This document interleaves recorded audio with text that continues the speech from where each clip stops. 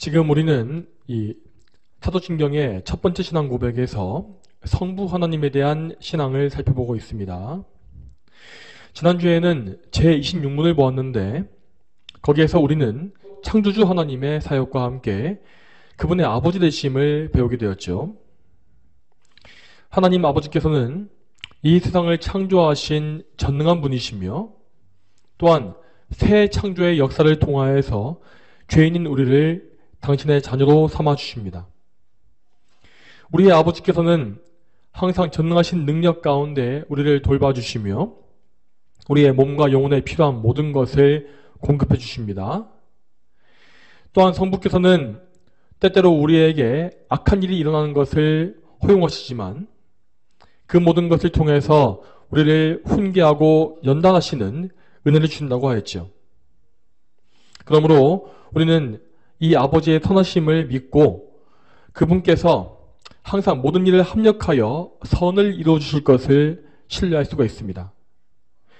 이렇게 아버지의 선하심을 믿는 신앙은 곧 그분의 섭리에 대한 믿음으로 또 이어지게 됩니다. 그러면 이제 오늘 요리문답을 같이 읽어보겠습니다. 오늘은 제27문과 28문을 묻고 답하겠습니다. 먼저 제27문입니다. 네, 제가 질문하겠습니다. 하나님의 섭리란 무엇입니까?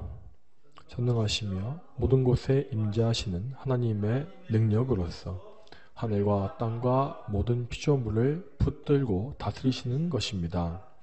그러므로 꽃잎과 풀과 비와 가뭄, 풍년과 흉년, 양식과 음료, 건강과 질병, 부와 가난 등의 모든 것은 우연으로 오는 것이 아니라 하나님의 사랑스러운 손길에 의한 것입니다. 28문입니다. 하나님께서 창조하신 것과 그의 섭리로 모든 것을 붙드시는 것을 아는 지식이 우리에게 어떤 유익을 줍니까? 우리가 역경 가운데 있을 때 인내하게 하며 모든 것이 번영할 때 감사하게 하며 우리에게 어떤 일이 닥치더라도 우리의 신실하신 하나님 아버지께 확고한 신뢰를 두게 합니다. 어떤 것도 그의 사랑으로부터 우리를 떼어놓을 수는 없습니다. 왜냐하면 모든 피조물이 그의 손 안에 있으며 그의 뜻이 없이는 피조물들은 움직일 수조차 없기 때문입니다. 아멘. 오늘 우리가 살펴볼 주제는 성부 하나님의 섭리입니다. 섭리라고 하는 말은 다스릴 섭자에 다스릴 리자를 써서 만물을 하나하나 다스리시는 하나님의 뜻을 가리키는 것이죠. 이 섭리라는 것은 두 가지의 중요한 요소로 이루어져 있는데 그것은 보존과 통치입니다. 이 보존과 통치에 대해서 오늘 요리문답은 이렇게 말한 바 있습니다. 27문의 첫 번째 문장에 전능하시며 모든 곳에 임재하시는 하나님의 능력으로서 하늘과 땅과 모든 피조물을 붙들고 다스리시는 것입니다 하였습니다. 자, 여기에서 마지막에 붙들고 라고 되어 있는 것이 바로 보존이고 다스리시는 이라고 되어 있는 것이 하나님의 통치입니다. 이처럼 하나님은 온 세상의 만물을 붙잡아 주시고 또한 다스리시는 이 두 가지의 일을 통해서 섭리를 이루어 가십니다. 그런데 하나님께서 만물을 붙잡고 다스리신다는 이 개념은 곧 하나님께서 모든 것을 예정하신다는 개념과 이어지게 됩니다. 왜냐하면 하나님께서 완벽한 보존과 통치를 성취하기 위해서는 반드시 그 이전에 모든 것을 미리 정하시고 미리 아셔야 하기 때문입니다. 만일에 하나님의 예정이라는 것이 없이 그저 모든 것이 우발적으로 우연히 벌어진다면 어떻게 되겠습니까? 그렇게 되면 그분은 이미 하나님이 아닐 것입니다. 그런 하나님은 절대로 완전한 분일 수가 없고 그저 우리와 똑같은 수준에서 당황하고 허둥대는 그런 분이 되는 것이죠. 그러므로 섭리라고 하는 이 교리는 결국 하나님의 예정과 예지라고 하는 이 거대한 교리를 바탕으로 해서 이해해야 하는 것입니다. 자, 이것을 다시 정리해 보겠습니다. 여러분, 하나님은 이 세상의 모든 것을 미리 정하셨습니다. 오늘 요리문답에 나온 것처럼 꽃잎과 풀과 비와 가뭄, 풍년과 흉년, 양식과 음료, 건강과 질병, 부와 가난 등의 모든 것은 우연으로 오는 것이 아니라 그분의 예정에 의해서 오는 것입니다. 하나님은 참으로 이 모든 것을 한 개도 빠짐없이 미리 예정하셨습니다. 그렇게 예정해 놓으셨기 때문에 이 모든 것을 미리 아실 수 있는 것입니다. 자, 방금 말했던 미리 아심, 이것을 우리는 예지라고 부릅니다. 이 예지라는 거 하는 것은 반드시 예정의 뒤에 따라오는 것입니다. 하나님은 모든 것을 미리 예정하심으로써 예지하실 수 있는 것이죠. 그리고 이 예정과 예지로 인하여서 하나님은 완벽한 섭리를 이루실 수가 있습니다. 하나님은 그분께서 미리 정해놓으신 계획을 하나하나 성취해 가시며 또한 그 성취하신 가운데 모든 것을 다 알고 계시기 때문에 만물을 붙잡아 주실 수도 있고 다스려 주실 수도 있는 것입니다. 자, 그리고 다음으로 우리는 그분의 보증과 통치에 대해서 각각 좀 더 알아야 할 것입니다. 먼저 섭리 중에서 첫 번째 요소인 보존이란 구체적으로 무엇이겠습니까? 여러분, 이 삼위일체 하나님을 제외하고 이 세상에 존재하는 모든 것은 다 창조되어진 존재입니다. 창조된 존재이다 라고 하는 것은 곧 그 존재가 스스로 있지 못한다는 것을 의미하죠. 저와 여러분을 포함해서 이 세상에 존재하는 모든 피조물은 오직 하나님의 능력에 의지해서만 존재하고 있는 것입니다. 만일 하나님께서 우리를 보존해 주지 아니하신다면 우리는 아예 존재할 수조차 없습니다. 여러분 항상 기억하십시오. 스스로 존재할 수 있는 분은 오직 하나님뿐이십니다. 우리는 그저 그분께 의지해서 존재하며 그분께 의지해서 움직이고 하루하루를 살고 있습니다. 우리가 매일 먹고 마시는 음식물과 숨쉬는 공기와 의복과 집과 그리고 우리의 생명은 모두 하나님으로부터 공급받는 것입니다. 하나님께서는 참으로 당신이 창조하신 모든 피조물을 잊지 아니하시고 그것들에게 필요한 모든 것을 친히 베풀어 주십니다. 그분의 공급하심은 심지어 하나님을 대적하는 사악한 자들에게도 공평하게 미치고 있습니다. 악인이든지 의인이든지 모든 사람은 다 하루하루 하나님의 공급하시는 손길에 큰 빚을 지고 있는 것이죠. 이러한 사실을 우리가 기억할 때에 우리는 하나님께서 얼마나 선하신지를 알게 되고 또한 그분의 전능하심을 더 깊이 알게 됩니다. 참으로 하나님은 그분께서 창조하신 모든 존재들에 대해서 선하시며 또한 그 모든 것에 과분한 은혜를 베풀어 주십니다. 뿐만 아니라 그분은 그 모든 공급하심을 감당할 수 있을 만큼 무한한 능력을 가지신 전능한 분이신 것입니다. 자, 그리고 여기에 이어서 다음으로 우리는 통치에 대해서 더 생각해 볼 필요가 있습니다. 만일 하나님께서 만물을 보존만 하시고 통치하지 아니하신다면 이 세상은 완전히 엉망이 되어버릴 것입니다. 그러나 하나님은 놀랍게도 모든 만물을 지금도 완벽하게 통치하고 계십니다. 그분의 통치하신 덕분에 우주의 별들은 질서정연하게 자기 자리를 지키고 있는 것이고 또한 이 세상의 국가들 역시 자기의 영역 안에서 그 국가의 질서를 도모할 수 있는 것입니다. 하나님의 통치하심은 온 세상 구석구석에 다 미치고 있으며 또한 언제나 선하고 완전합니다. 물론 우리 눈에 비치는 이 세상은 정말 난장판이고 질서가 없는 혼돈처럼 보일 수 있습니다. 그러나 하나님은 지금과 같이 악인들이 날뛰고 있는 이런 혼란 가운데서도 항상 그분의 선하신 통치를 틀림이 없이 이루어가고 계십니다. 그러므로 우리는 이 선하신 통치를 믿음으로써 언제 어떤 상황에서든 안식을 누릴 수 있는 것이죠. 이렇게 해서 우리는 섭리의 두 요소인 보존과 통치에 대해서 각각 알아보았습니다. 자, 그렇다면 하나님은 어떤 수단을 통해서 섭리를 이루어 가시겠습니까? 하나님께서 섭리를 이루시는 수단에는 제1원인과 제2원인이라고 하는 두 방편이 있습니다. 먼저 제1원인이라고 하는 것은 다름 아닌 하나님 자신을 가리키는 것입니다. 말 그대로 하나님은 모든 섭리의 궁극적인 원인과 방법이 되시는 것입니다. 로마서 11장 36절에 이렇게 되어 있습니다. 만물이 그분에게서 나오고 그분으로 말미암으며 그분께 돌아간다. 아멘. 이 말씀과 같이 모든 섭리는 하나님께로부터 나오고 또한 하나님을 위해서 이루어지는 것입니다.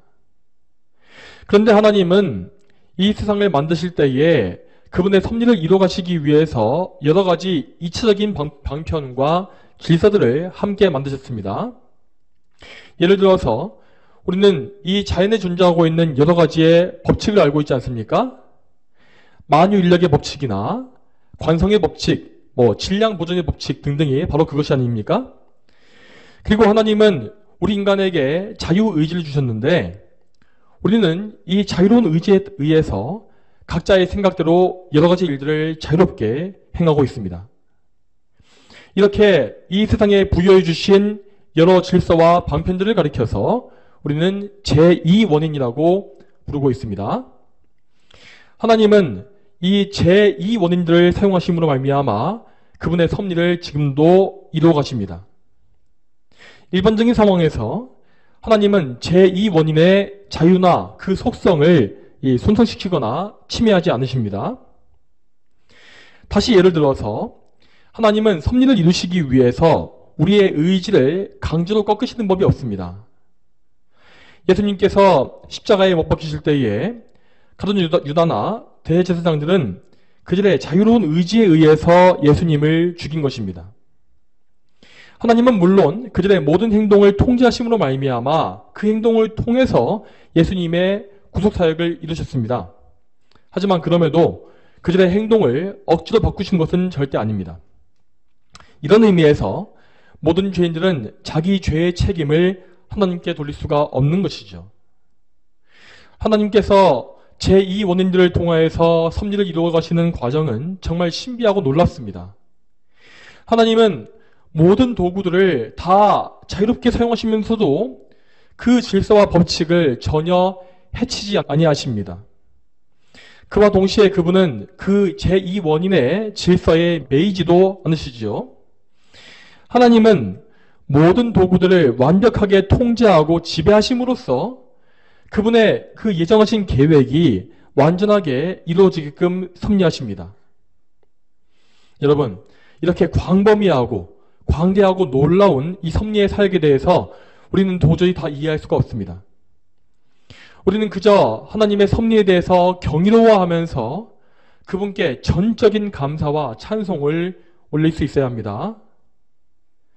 제가 그분께 찬송해야 한다고 말씀드리는 이유는 하나님의 예정과 섭리에 대해서 죄인들이 납득하지 못할 요소가 많이 있기 때문입니다.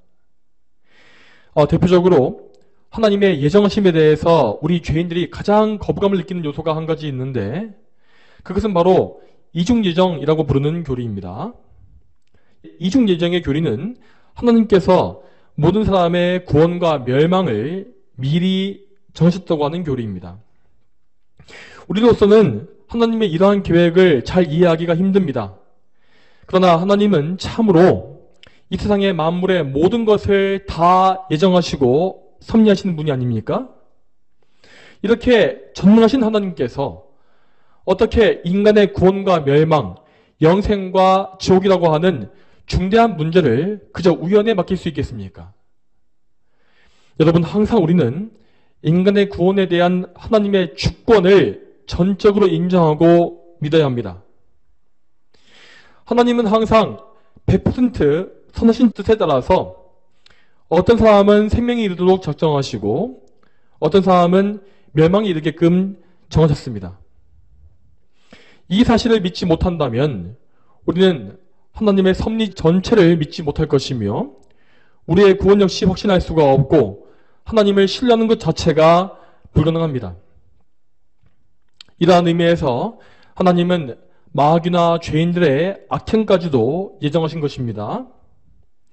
이 세상에서 벌어지는 모든 죄악들, 즉 아담과 하와가 선악과를 먹은 일에서부터 시작해서 이 마지막 종말 때의 인간들의 모든 범죄에 이르기까지 이 세상의 모든 죄악들은 다 하나님께서 미리 예정하신 일입니다.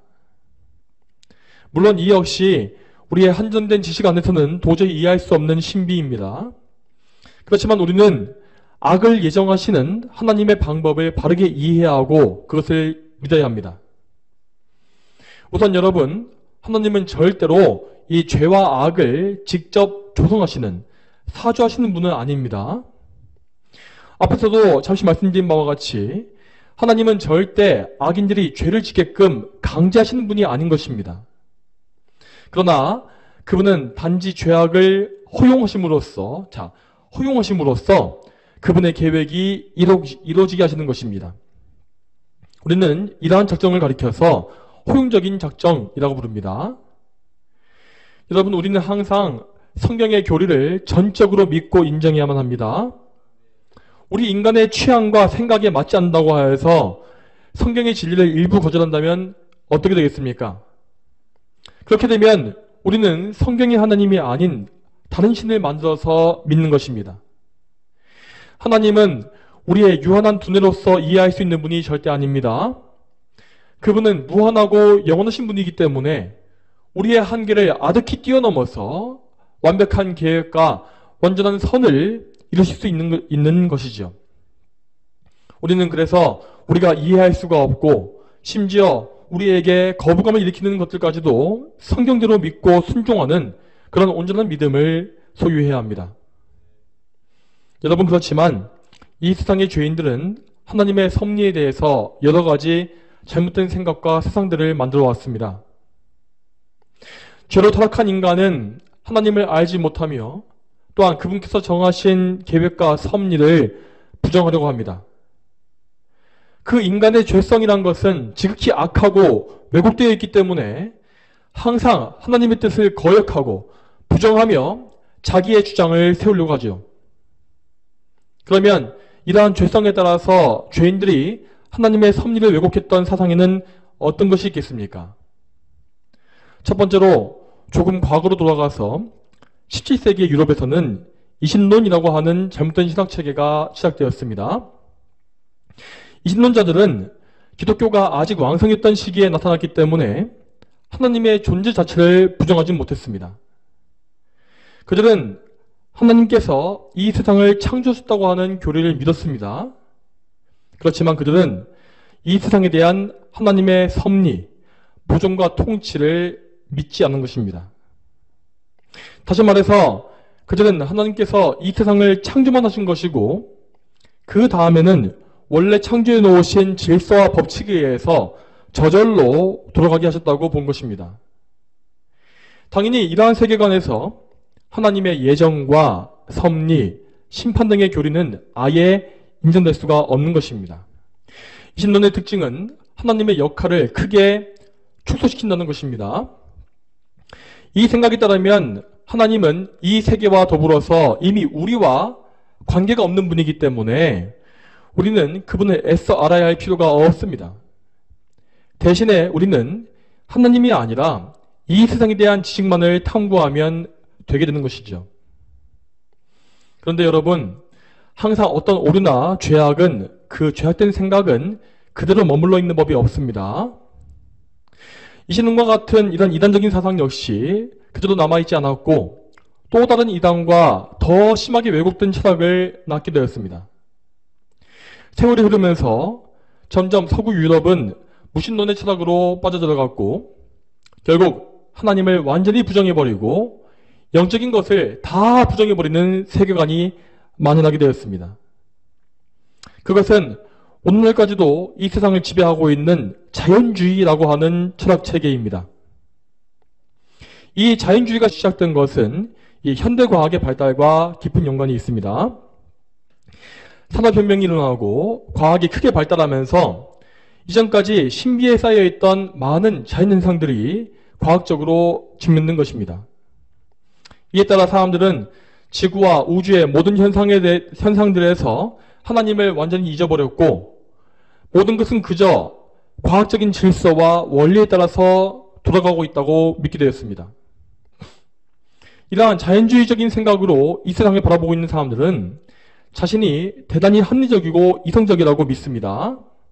그러나 정작 그들은 이 세상을 보존하시고 통치하시는 실제 하나님의 존재를 전적으로 부인하고 있는 무지한 자들입니다. 그들은 하나님 대신에 자연과 과학 원리에 영광을 돌리고 있는 것이며 더 나아가서 그 과학을 연구하고 과학을 다루는 인간을 신격화하고 있는 것과 같습니다. 여러분 그렇지만 우리 현대인들과 다르게 옛날 사람들은 하나님을 믿지 않는 사람이라 할지라도 하나님의 섭리에 대한 인식이 다 있었습니다. 그들은 만물을 지배하고 있는 절대자가 계심을 믿었고 그래서 그 절대자이신 신에게 좋은 것을 간구하는 마음을 다 가지고 있었습니다. 그리고 당연히 그들은 뭔가를 얻었을 때에 그 신에게 감사하는 마음을 품기도 했죠. 반대로 오늘날 현대의 사람들은 대부분 자연주의로 인하여서 어떤 모든 좋은 것에 대해서 전혀 감사하지 않고 있습니다. 그들은 그들의 손에 좋은 것을 주시는 하나님의 손길을 완전히 무시해버리고 모든 영광을 자기의 노력과 자기의 의의에 돌리고 있는 것입니다. 그런데 여러분, 이러한 자연주의 철학의 영향은 우리 성도들 안에도 존재하고 있습니다. 우리는 지금 모든 것을 과학적으로 해석하는 데 익숙하기 때문에 그 모든 것을 주관하고 계시는 하나님을 망각할 때가 정말 많지 않습니까? 그래서 우리는 항상 하나님의 도움을 먼저 구하기보다 이 세상의 과학기술과 문명의 이기에 먼저 의지할 때가 많습니다. 그리고 우리는 이러한 악한 생활 습관에 너무나 익숙해져서 이것이 죄가 된다고 하는 사실 역시 인식하지 못할 때가 많지요. 물론 우리는 현대과학의 유익함을 부정해서는 안 될 것입니다. 분명 하나님은 기술의 발전이라고 하는 이차적인 이 수단을 통하여서 우리에게 좋은 선물을 많이 주셨습니다. 그러나 우리 성도들은 항상 인간의 죄악과 우리의 본성에 대해서 경계심을 가져야 합니다. 현대 과학의 발달은 죄인들을 극도로 교만하게 만들었습니다. 오늘날 사람들은 정말 거의 대다수가 영적인 감각을 다 상실해버렸고 화인 맞은 양심이 되어서 돌이킬 수가 없는 죄에 깊이 빠지고 있습니다. 이 시대를 지배하고 있는 자연주의의 철학은 분명 신앙의 쇠퇴와 하나님의 진노를 불러왔습니다. 우리는 이 사실을 기억하고 이 시대에 물들지 말며 더욱더 영적으로 깨어있기 위해서 항상 힘써야 합니다. 자, 다음으로 하나님의 섭리를 부정하는 또 다른 생각에는 우연이라는 것이 있습니다. 우리가 습관적으로 말하고 있는 우연히라고 하는 말이 바로 이러한 생각을 반영한 것입니다. 우연을 믿는 사람들은 모든 것이 확률에 의해서 일어난다고 생각하고 있는 것입니다. 그렇기 때문에 그들은 모든 일이 하나님의 예정 안에서 정해졌다고 하는 사실을 믿지 못하고 불확실한 미래에 대해서 공포심을 가지게 되죠. 그러나 이러한 생각은 절대 우리 그리스도인들에게 어울리지 않습니다.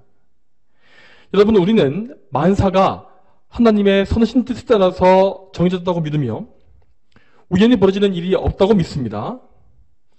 이 세상에 우연이라는 것은 없으며 모든 것은 하나님만에서 결정되어진 필연입니다. 따라서 우리는 이 우연이란 말을 사용하지 않게끔 늘 우리의 언어 생활을 주의해야 합니다. 그리고 이 말 대신에 우리는 하나님의 섭리라는 표현을 더 사용하면서 그분께 영광을 돌려야 하는 것입니다. 자, 계속 이어서 우연과 반대되는 개념에는 운명이라는 것이 있습니다. 운명을 믿는 사람들은 우리는 그 사람들을 운명론자라고 부르지요. 이 운명론이라는 것은 모든 것이 이미 정해져 있다고 하는 생각입니다.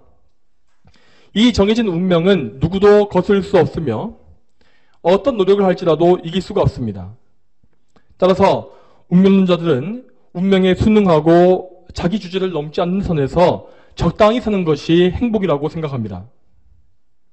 그런데 이 운명론이라는 것은 모든 것이 정해졌다고 본다는 점에서 예정교리와 비슷해 보이는 수가 있습니다. 그러나 운명론은 만사를 예정하시는 하나님의 선하신 뜻을 인정하지 않죠. 우리와 같이 예정을 믿는 사람들은 하나님의 선하신 뜻을 믿기 때문에 그분의 뜻에 순종하기 위해서 매사에 최선을 다합니다. 하지만 반대로 운명론자들은 비인격적이고 맹목적인 숙명을 믿기 때문에 노력하지도 않고 체념하는 삶을 살 수밖에 없습니다. 여러분, 이러한 태도는 결코 우리 인간이 창조되어진 목적과 맞지 않습니다. 하나님은 분명히 우리에게 성실하고 책임 있으며 열심 있는 자세를 요구하십니다. 왜냐하면 하나님의 예정 안에는 우리 성도들의 열심과 신실한 순종과 삶의 그런 좋은 태도 역시 다 포함되어 있기 때문입니다. 그러므로 우리는 하나님의 영광을 위하여서 우리의 최선을 다해서 우리의 목숨을 하나님께 바치면서 살아가야 하는 것이 마땅한 것입니다. 이제 다음으로 제28문을 보겠습니다. 28문의 요리문답은 이 섭리교리를 우리의 삶에 실제적으로 적용하기 위한 교리를 담고 있습니다. 자, 이것을 이해하기 위해서 먼저 우리는 하나님의 섭리가 어떻게 작동하는지를 잘 이해하고 하나님께 어떻게 순종하는 것이 옳은지를 알아야 할 것입니다. 앞에서 우리는 제1원인과 제2원인에 대한 말씀을 들었습니다. 여기에서 제1원인은 만물의 궁극적인 원인이신 하나님이시고 제2원인은 하나님이 세상에 만들어 놓으신 질서와 법칙이라고 하지 않았습니까? 자, 우리의 삶을 인도하시기 위해서 하나님은 일반적인 상황에서 제2원인을 늘 사용하십니다. 그렇기 때문에 만약 우리가 우리의 의지에 의하여서 제2원인을 악하게 사용한다면 우리는 그 악행에 대해서 대가를 치를 수밖에 없는 것입니다. 예를 들어서 우리가 어떤 일을 제때 하지 않고 게으름을 피운다면 우리는 그것 때문에 많은 시간을 허비할 수밖에 없습니다. 그렇게 되면 우리는 결과적으로 그 일을 제때 마무리하기 위해서 시간을 쫓기게 되고 그 결과물 역시 망치게 되겠죠. 하지만 우리는 우리의 실패의 책임을 결코 하나님께 돌릴 수 없습니다. 하나님께서 왜 나의 게으름을 막아주지 않으셨느냐라고 불평하는 것은 말이 안 되는 것입니다. 왜냐하면 하나님은 절대 우리에게 그런 식으로 섭리하지 않으시기 때문이죠. 자, 그 대신에 우리는 모든 악한 결과의 책임을 우리 자신에게 돌려야 합니다. 우리가 악한 행동을 했을 때 악한 결과가 나오게 하시는 것은 우리를 향한 하나님의 은혜입니다. 하나님은 우리가 행한 게으름과 그 게으름의 결과를 통하여서 우리를 책망하시고 훈계하시는 것입니다. 그리고 더 나아가서 선하신 하나님은 결국 모든 것을 합력하여 선을 이루어 주십니다. 하나님은 우리의 게으름과 악함을 책망하시되 그것으로 인하여 우리를 겸손하게 낮추십니다. 그러면 우리는 그 죄를 회개하고 하나님의 도우심을 구하게 되며 결과적으로 그 이후에는 더욱더 부지런하고 성실한 태도를 가지게 됩니다. 이것이 하나님의 우리를 향한 섭리인 것입니다. 그러므로 우리는 우리의 인생을 인도하시는 하나님의 섭리를 바르게 이해하고 그 뜻에 순종해야 합니다. 우리는 하나님 안에서 선한 열매를 맺기 위하여서 더 열심을 내야 하고 우리의 지혜를 짜내야 합니다. 우리의 시간을 하나님의 영광 위해서 더 많이 쓰고 게으름과 정욕을 위해서 낭비하는 시간을 줄여나가야 합니다.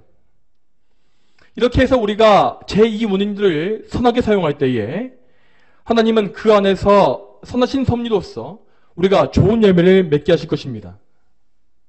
여러분, 우리가 하나님을 기쁘시게 할 때에 하나님은 참으로 우리가 예상치 못한 우리가 마땅히 받아야 할 것보다 더 많은 열매를 우리에게 부어주십니다. 우리는 이 선신 섭리를 믿는 가운데에서 더 많이 기도하고 더 주님을 사랑하며 더 노력하고 힘쓰는 그런 경건의 삶을 살아야 마땅합니다.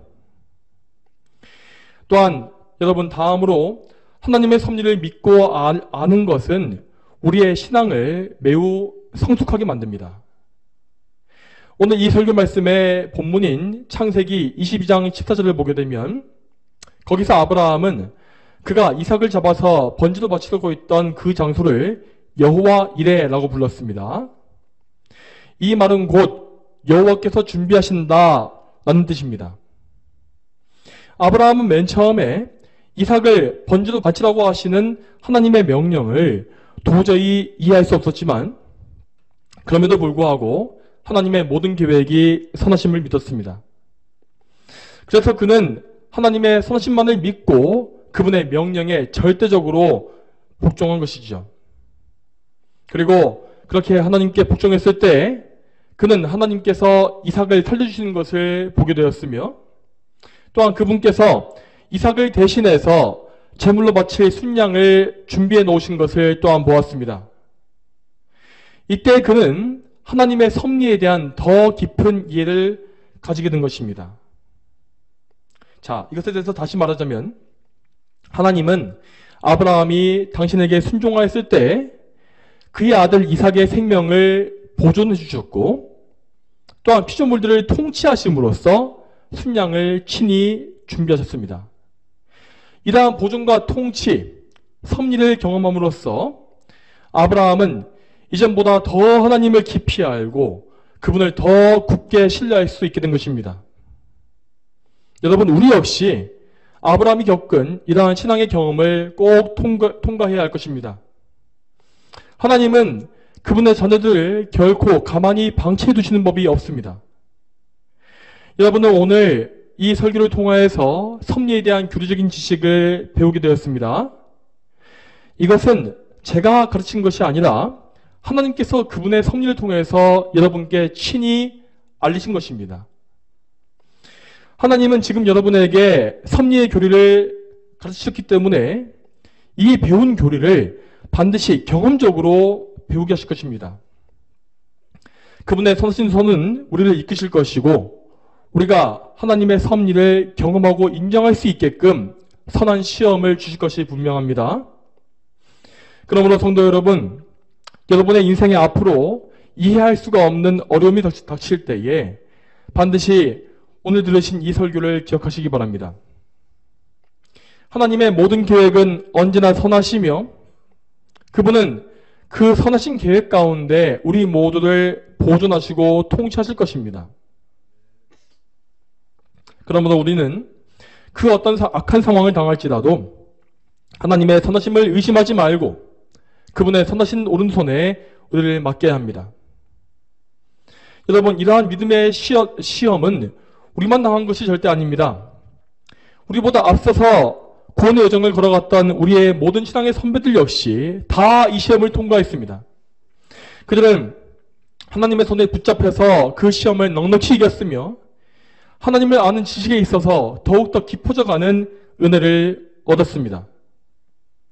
여러분, 그러므로 우리 역시 우리의 선조들과 같은 원대하고 큰 목표를 가졌으면 좋겠습니다. 이 시대는 참으로 영적인 난쟁이들만이 교회에 가득한 그런 슬픈 시대입니다.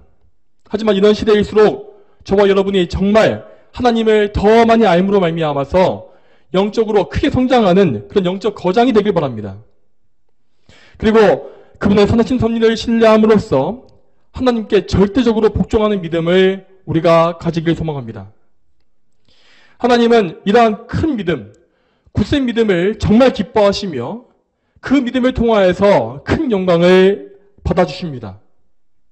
우리가 참된 성도라면, 우리의 영혼이 지금 살아있다면 하나님께 이러한 큰 영광을 돌리고 싶다고 하는 그러한 목표가 반드시 있어야 하지 않겠습니까? 자, 여러분, 이제 말씀을 맺겠습니다. 성도 여러분, 우리는 지금 정말 혼란스럽고 악한 시대를 살고 있습니다. 특히 지금과 같이 악인들이 날뛰고 자기들의 사악한 계획을 성취하는 것을 볼 때에 우리는 정말로 분노와 슬픔을 느끼지 않을 수가 없죠. 그러나 우리는 이러한 상황 속에서도 이 모든 악한 일들, 우리가 정말 보고 있는 저 참혹한 일들까지도 다 그것이 하나님의 선하신 뜻 가운데 예정된 일이며 섭리 가운데 일어난 것임을 믿어야 합니다. 우리는 도저히 다 이해할 수 없지만 하나님은 그분의 선하신 계획 가운데에서 악인들의 온갖 악행을 허용하셨습니다. 그렇지만 그분은 결단코 그 악인들에게 패배하시는 분이 아닙니다. 그분은 그 모든 악을 돌이켜서 가장 선한 일을 이루어 가실 것입니다. 악인들은 마침내 자기의 행위에 따라서 심판받을 것이며 그리스도 안에 있는 성도들은 반드시 존귀와 영광을 받게 될 것입니다. 우리는 항상 이러한 하나님의 선하심을 인정하고 어떤 상황에서도 입으로 범죄하지 않기 위해 힘쓰며 하나님께 무한한 감사와 찬송을 올릴 수 있어야 할 것입니다. 그러므로 이런 시대일수록 더욱더 기도에 힘쓰십시오. 하나님 앞에 작은 소리가 아니라 큰 소리로 부르짖어서 기도하시고 주님의 이름을 부르시며 그분의 공의에 호소하시기 바랍니다. 그리고 여러분 자신의 죄를 더 낱낱이 고백하고 회개하면서 이 악한 세상과 더욱더 구별되어진 거룩한 성도로 여러분이 세워져 나가시기를 그렇게 힘쓰시길 바랍니다. 항상 하나님의 영광을 찾고 구하십시오. 그러면 여러분은 하나님의 선하신 뜻을 알게 될 것입니다. 저와 여러분 모두가 하나님의 섭리를 더욱더 깊이 알고 그 섭리 안에 평화와 안식을 누리게 되기를 축복합니다. 다 함께 기도하겠습니다. 하나님 아버지, 오늘도 하나님의 섭리에 대한 말씀을 듣게 하심에 참으로 감사드립니다. 우리가 하나님의 섭리를 비록 다 이해할 수 없지만 하지만 적어도 이 성경을 통하여서 하나님이 이루시는 모든 일들이 선하시며 하나님은 이 세상의 모든 만물, 우리 삶의 모든 것 하나하나를 다 예정하시고 섭리하신다는 사실을 우리가 알게 됐습니다. 우리가 이 사실을 믿음으로 말미암아 하나님을 신뢰하게 하시며 하나님의 선하심 가운데에서 안식하며 평화롭게 해주시기를 원합니다.